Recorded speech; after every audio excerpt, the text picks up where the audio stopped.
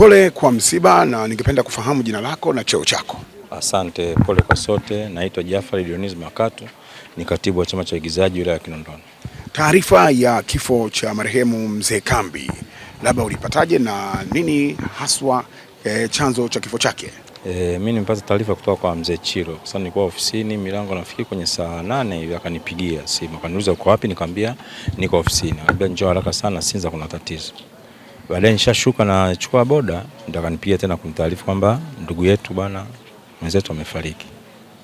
Na baada ya wewe kufika hapa kama kiongozi, nini ulifanya?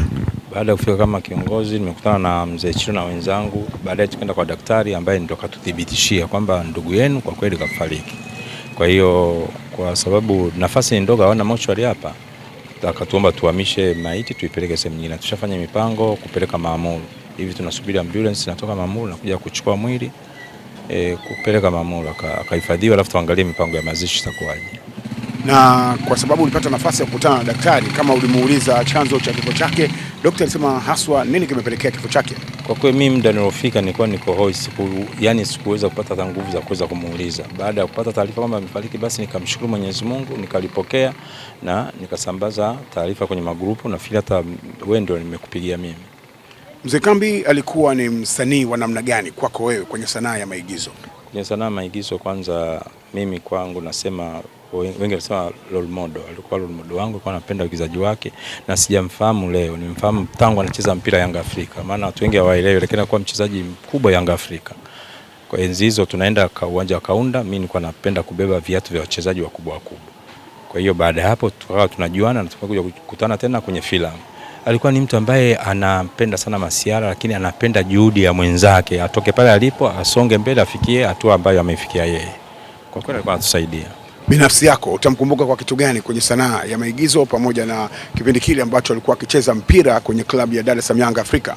Mimi kipindi acheza mpira nilikuwa napenda kwa Dimbarakati, alikuwa anakamata vizuri sana, na anaweza akacheza hata mechi 20 labda ndio akapata kadi moja, kwa sababu alikuwa achezi rafu, na mara nyingi ukimchezea rafu yeye anakuomba wewe msamaha.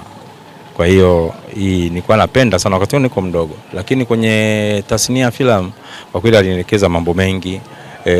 Nimesomea udirector na uandishi, kwa hiyo akawa anani brush bwana, iko hivi. Nashukuru, na nimefanya naye filamu kama 5 japokuwa sikumbuki majina, lakini mwezi wa kwanza kama sikosei kuna filamu nilishiriki hizi za kwenye YouTube tulicheza pamoja.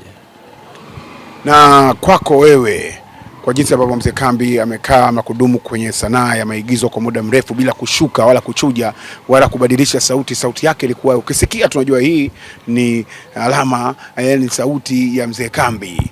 Umejifunza nini kipindi chote hicho ambacho ulikuwa ukimsikiliza, lakini kipindi ambacho ulipata nafasi ya kuigiza naye? Kwanza ni nidhamu ya hali ya juu, kujitambua wewe ni nani. Ukishajitambua wewe ni nani na unahitaji jamii kupokeeje na wewe ufanye nini ndani ya jamii, basi unakwenda.